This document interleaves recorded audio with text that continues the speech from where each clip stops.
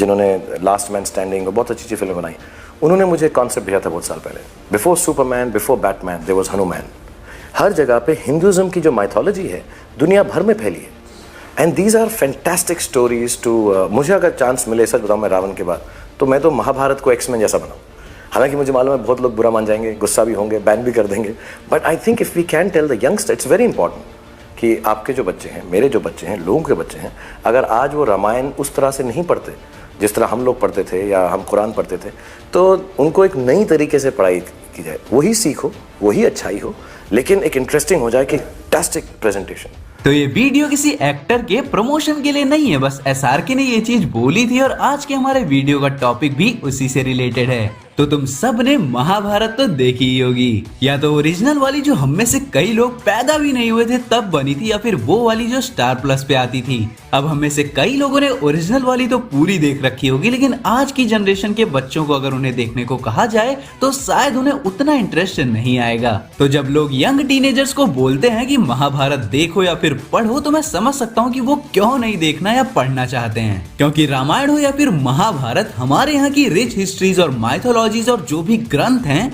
वो बहुत ही एपिक कहानियों से भरी हुई हैं, पर वो कहानियां उतनी अच्छी तरह एज नहीं करी हैं। जैसे कुछ मूवीज तुम्हें बचपन में तो पसंद आती थी, लेकिन अब देखोगे तो शायद उतनी अच्छी ना लगे। तो उन हिस्ट्री और कहानियों को मॉडर्न टेस्ट में दिखाना ही पड़ेगा, क्योंकि मेरे दोस्त ये सारी हिस्ट्री, ये सारी कहानियां हमेशा वैसी नहीं थी जैसी हमने देखी या फिर हमने पढ़ी हैं। टाइम टू टाइम इनमें चेंजेस होते हुए आ रहे हैं हर एरा को प्रेजेंट करने के लिए। अब तुम खुद सोचो कि महाभारत या रामायण पर फिल्म बनेगी तो क्या वो पूरा जादू बिखेर पाएगी? बहुत सारी अच्छी डिटेल्स और साइड स्टोरीज मिस हो जाएंगी। तो हेलो वेबटास्टिक फैंस, मेरा नाम है सत्यम मिश्रा और समय को सर आंखों पर रखते हुए आइए आते हैं अपने एनी मंडे के इस टॉपिक पे।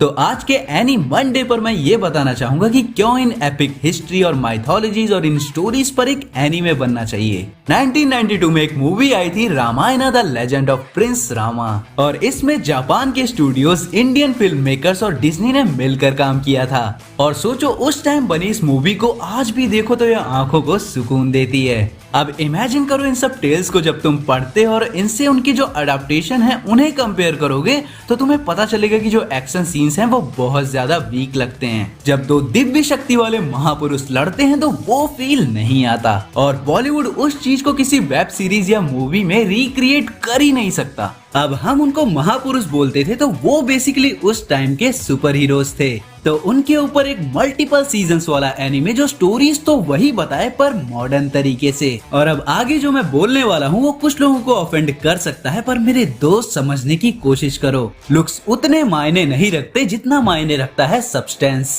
तो स्टोरी वही रहेगी, डायलॉग्स का मीनिंग वही रहेगा, सारे नाम और काम वही रहेंगे, पर लुक एनीमे के हिसाब से हिस्टोरिकली मॉडर्न होगा, जिससे कि जो यंग ऑडियंस है वो अट्रैक्ट हो सके। क्योंकि मेरा मानना है कि वो स्टोरीज बहुत ही ज्यादा एपिक हैं, तो उन्हें आने वाली जनरेशन को सीखना बहुत जरूरी है। हम सारे के सारे स्कूलों में पढ़े हैं और हम समझ सकते हैं कि जब कोई एजुकेशन हमारे ऊपर थोपी जाती है तो वो हम भूल जाते हैं, पर जब कोई बढ़िया टीचर किसी यूनिक तरीके से किसी गेम के जरिए हमें कुछ बताता है तो हमारे दिमाग में वो चीज छप जाती है। अब आप एक और एग्जाम्पल के तौर पे YouTube से ही देख सकते हो कि YouTube पे बहुत सारे एनालिसिस और एक्सप्लेनेशन के वीडियोस भरे पड़े हैं, लेकिन सबसे ज्यादा वीडियो पीजे के ही क्यों चलते हैं? क्योंकि उसका चीजों को बताने का तरीका बहुत ज्यादा एनर्जेटिक और एंटरटेनिंग होता है, जहां लोग मस्ती मजाक के साथ साथ नई चीजें भी सीखते हैं। तो एनीमे को इंडिया में लाने का बेस्ट तरीका है जब इंडियन स्टूडियोज जापानी स्टूडियोज के साथ मिलकर डील करें इन एपिक टेल्स पर एनीमे बनाने की। इवन अगर तुमने पेट सीरीज देखी है तो उसका एक्शन पार्ट देखो, उसमें इवन एक बैटल भी है कर्ण वर्सेस अर्जुन का।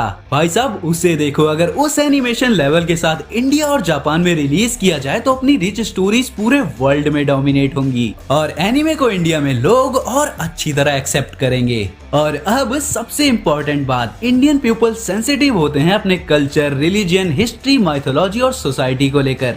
हमारे यहाँ तो दंगे हो जाते हैं छोटी छोटी बातों पर मैं ये मानता हूँ कि हमें कुछ चीजों के लिए थोड़ा सा तो ओपन रहना चाहिए। हमारा इंडियन कल्चर बहुत ज्यादा रिच है, पर वहीं थोड़ी सी निगेटिव साइड्स भी हैं। तो अगर हम उन निगेटिव साइड्स को एक्सेप्ट करके खुशी खुशी चीजें एंजॉय करते हैं तो हम इस चीज के लिए भी थोड़ा सा तो ओपन हो सकते हैं। कोई प्रोपेगेंडा नहीं, कोई फालतू की फोर्स्ड वोकनेस नहीं, जैसा बुक्स में लिखा है वैसा ही एक्यूरेट अडॉप्टेशन, बस मॉडर्न ट्विस्ट के साथ। अगर कहीं थोड़े से चेंजेस की जरूरत है तो उनके स्टाइल्स और लुक्स में होगा, सब्सटेंस में नहीं। क्योंकि तुम एक्चुअली कई सारी सुपर हीरो मूवीज में देख सकते हो कि कई मेकर्स अपना स्टाइल दिखाने के चक्कर में सब्सटेंस को खो देते हैं और उन कैरेक्टर्स के फैंस कितने ऑफेंड होते हैं। जैसे लव एंड थंडर में थॉर हो गई, अपना न्यू हल्क हो गया, सुपरमैन हो गया। स्टाइल से कभी किसी को कोई प्रॉब्लम नहीं होती जब तक सब्सटेंस सॉलिड है और उन कैरेक्टर्स के लिए रिस्पेक्ट पूरी है। और इस चीज का सबसे बड़ा एग्जांपल है स्पाइडरमैन। माना कि कई सारे अप्स एंड डाउन्स आए, लेकिन एंड में ऑलमोस्ट हर वर्जन अच्छा लगने लग जाता है,